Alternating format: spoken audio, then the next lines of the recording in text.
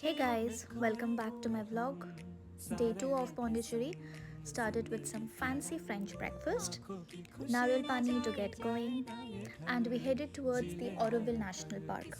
Honestly, this was such an amazing experience.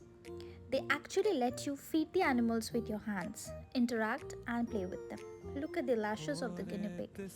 From deer to fighting to lovely fish aquarium, you have it all.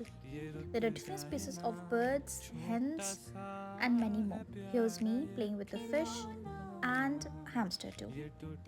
We fed birds, rabbits, hens, enjoyed the whole day with animals. Ended the day with a light dinner, and that's it. Bye, guys. See you in the next vlog. Take care.